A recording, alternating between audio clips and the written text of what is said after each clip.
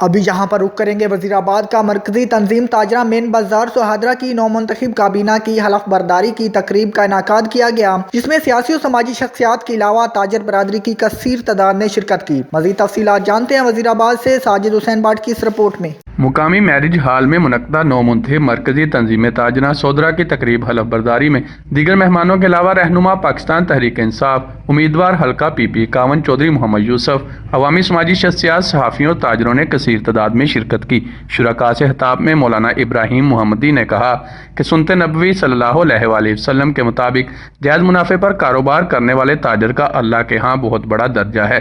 ایسے تاجر کا شمار روز محشر صدیقین اور صالحین میں ہوگا۔ انہوں نے کہا کہ نجائز منافع کی خاطر ذخیرہ اندوزی کرنے والا اللہ اور اس کے بندوں کا مجرم ہے۔ ڈی ایس پی رانا محمد اسلام نے نو منتخب کابینہ سے حلف لیا اور صدر انجمن تاجرہ مہر ندیم مشتاق، جنرل سیکرٹری نوید اختر تارڑ اور ان کی ٹیم کو مبارکباد پیش کی۔ ڈی ایس پی کا اس موقع پر کہنا تھا کہ ناپ تول میں کمی اور جھوٹ سے مال کا عیب چھپا کر مال تو بک جاتا ہے مگر اس میں برکت نہیں رہتی۔ اللہ کی رضا کے لیے مال بیچنے والے تاجر کے کاروبار میں برکت بھی ہوتی ہے اور اس سے عام آدمی کو بھی فائدہ رہتا ہے۔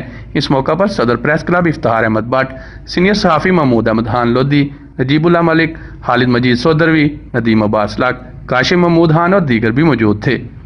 کیمرہ ٹیم کے ساتھ ساجد حسین بٹ، سٹی 5 نیوز، وزیر آباد۔